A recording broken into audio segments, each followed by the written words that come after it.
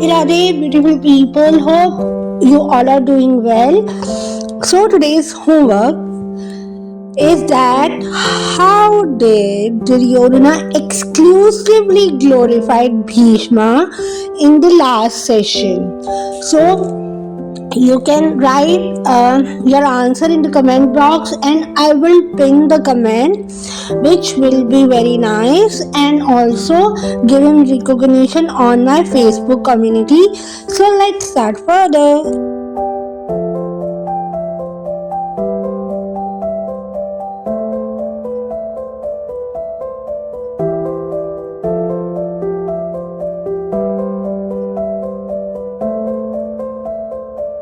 According to chapter 1 verse 12, then Bhishma, the great valiant grandsire of the Kuru dynasty, the grandfather of the fighters, blew his conch shell very loudly like the sound of a lion, giving Duryodhana joy. अध्याय 1 के श्लोक 12 के हिसाब से तब कुरु वंश के व्योवृत परम प्रतापी एवं वृत पितामह ने सिंह गर्जना की सी ध्वनि करने वाले अपने शंख को उच्च स्वर में बजाया, जिससे दुर्योधन को हर्ष हुआ।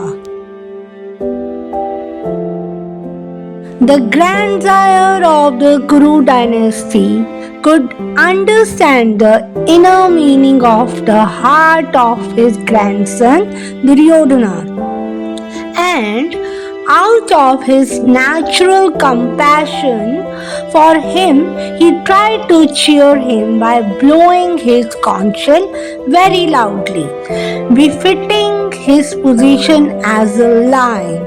Indirectly, by the symbolism of the conch shell, he informed his depressed grandson Duryodhana that he had no chance of victory in the battle because the Supreme Lord Krishna was on the other side. But still, it was his duty to conduct the fight, and no pains would be spared in that connection. Kurukshetra के व्योवृत पितामह अपने पौत्र दुर्योधन का मनोभाव जान गए और उनके प्रति अपनी स्वाभाविक दयावश उन्होंने उसे प्रसन्न करने के लिए अत्यंत उच्च स्वर से अपना शंख बजाया, जो उनकी सिंह के समान स्थिति के अनुरूप था।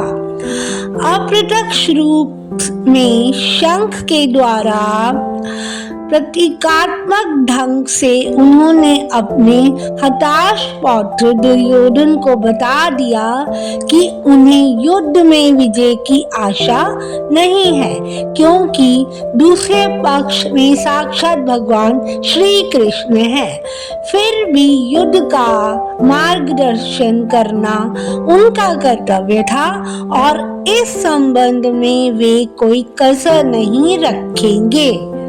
His mighty grandsire, Bhishma, the oldest of the Kauravas, in order to cheer Duryodhana, now sounded aloud a lion's roar and blew his conch.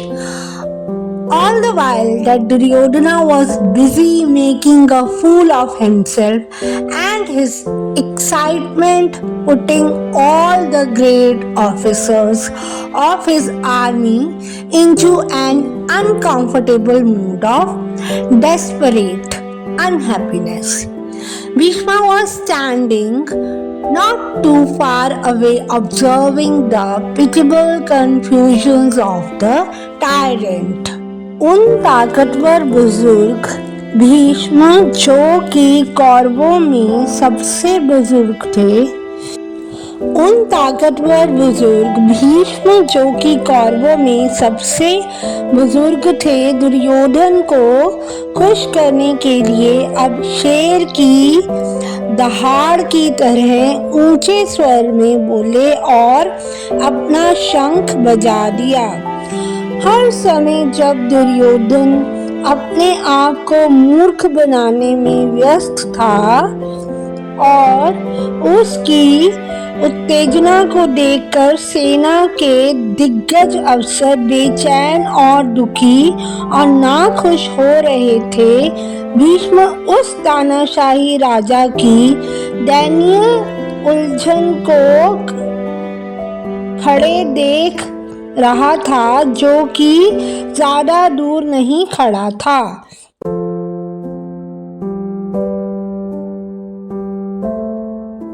Grandsire noticed intelligently in Dronacharya's silence the outraged temper of a man of knowledge and action. He realized that the situation could be saved only if all those assembled there were jerked out of their mental preoccupations. The more they were let alone with their own revolting thoughts against Duryodhana, the more they would become ineffectual officers in the army for the imminent battle. आदरणीय बुजुर्ग बहुत समझदारी से द्रोणाचार्य की चुप्पी, आपत्तिजनक गुस्सा जो कि उनके ज्ञानी और संवेदनशील पुरुष होने को दर्शाता है, इसकी जानकारी देता है, उसकी तरफ ध्यान दिया। उन्होंने महसूस किया कि वहां पर उपस्थित लोगों को उनकी मानसिक चिंता से बचाने के लिए एक झटका देना बहुत जरूरी है। जितना उनको दुर्योधन के विद्रोही सोच के साथ अकेला छोड़ा जाएगा, उतना ही वह आसन्न युद्ध के लिए असहनीय अवसर की सेना बन सकती है। पता नहीं क्या था। Understanding this psychology of the officers under his command, the great Marshal Bhishma took up his verbal status conch and blew it, sending forth waves of roaring confidence into hearts of people manning the array. This action of Bhishma, though performed by him out of pity for Duryodhana's mental condition, amounted to an act of aggression, almost the first bullet shot in modern warfare. अपनी नेतृत्व में अफसरों की मनोवैज्ञानिक दशा को समझाते हुए महान सेनापति भीष्म की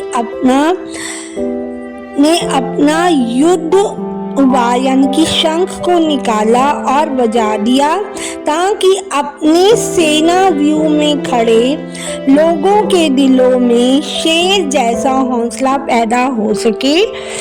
भीष्म की यह हरकत, जो कि दुर्योधन की मनोदशा